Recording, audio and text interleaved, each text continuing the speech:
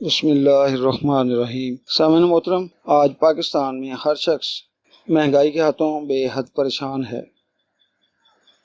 بنیادی چیزیں، آٹا، چینی، دال، بجلی، گیس، پانی، ہر چیز تو پاکستانیوں کی اپروچ سے باہر ہو گیا ہے۔ کسی نے اسکول سے اپنے بچوں کو اٹھوا لیا، کسی کو نوکری سے جواب ہو گیا، کوئی آٹے کے لیے ترس رہا ہے، کسی کے گھر فاقے چل رہے ہیں۔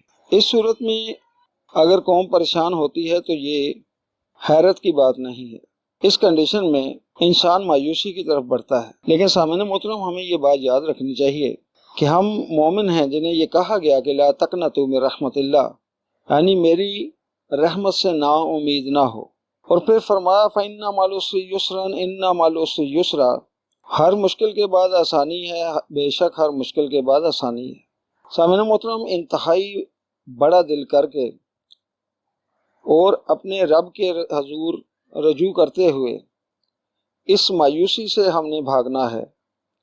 اس مایوسی کو اپنے قریب نہیں آنے دینا، بلکہ اپنے سچے رب کی گواہی، اپنے سچے رب کے فرمان اور پیغمبر اعظم صلی اللہ علیہ وسلم کی زندگی کو ملحوظ خاطر رکھنا ہے، جو ہر طرح کی بنیادی آسائشوں سے محروم تھے، لیکن رات کا اکثر حصہ اللہ کی بارگاہ میں عبادت و ریاضت اور غیر آزاری میں گزار دیتے تھے اور اللہ کی ذات کا شکر ادا کیا کرتے تھے۔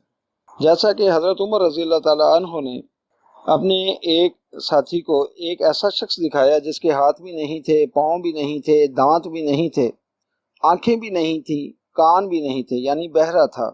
تو حضرت عمر رضی اللہ تعالیٰ عنہ نے اپنے ساتھی سے پوچھا کہ کیا اس کو اللہ کا شکر ادا کرنا چاہیے؟ تو ساتھی نے کہا بظاہر تو کوئی ایسی بات نظر نہیں آتی جس پہ یہ اللہ کی ذات کا شکر ادا کرے۔ حضرت عمر رضی اللہ تعالیٰ عنہ فرمانے لگے کہ کیا اس کو پیشاب آتا ہے؟ ساتھی نے تعجب سے ان کو دیکھا اور کہا ہاں آتا ہے۔ تو آپ نے فرمایا یہ اس کا ہی شکر ادا نہیں کر سکتا۔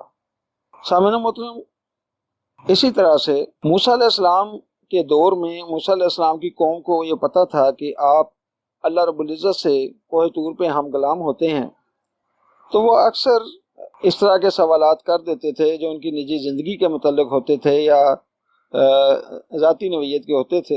ایک بار ایک امیر شخص نے حضرت موسیٰ علیہ السلام سے کہا کہ موسیٰ جب آپ کوہ طور پہ جائیں تو اللہ کو عرض کیجئے گا کہ میری طرف سے کہ اب مجھے مزید مال کی حاجت نہیں ہے، تو نے مجھے بہت نوازا ہوا ہے، میرے پاس بہت دولت ہے، لہذا اب مجھے اس کی ضرورت نہیں ہے۔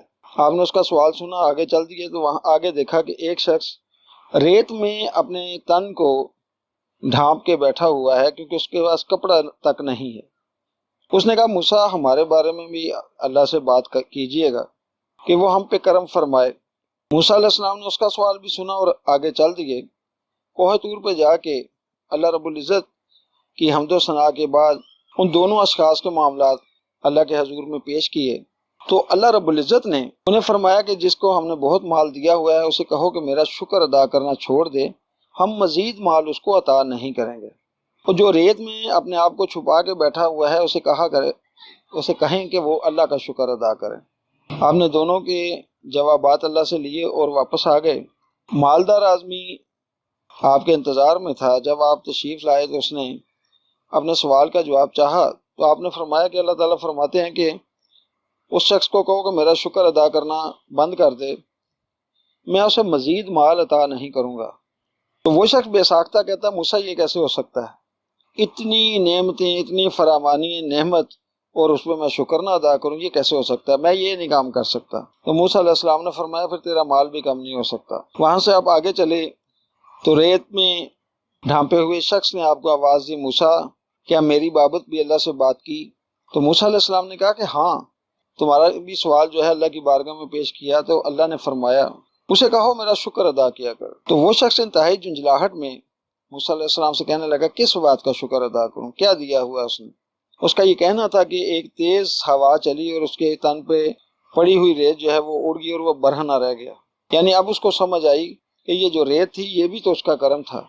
سامعین محترم، ٹھیک ہے کہ مہنگائی ہے، مسائل بہت زیادہ ہیں، لیکن آپ دیکھیں کہ ہم پھر بھی بہت سارے ایسے لوگوں سے بہتر ہیں کہ جو نعمتیں ہمیں میسر ہیں انہیں میسر نہیں ہیں۔ اور سب سے بڑھ کر اللہ تبارک تعالیٰ نے ہمیں پاؤں دیے ہیں چلنے کے لیے، ہاتھ کام کرنے کے لیے، آنکھیں دیکھنے کے لیے، کان سماعت کے لیے۔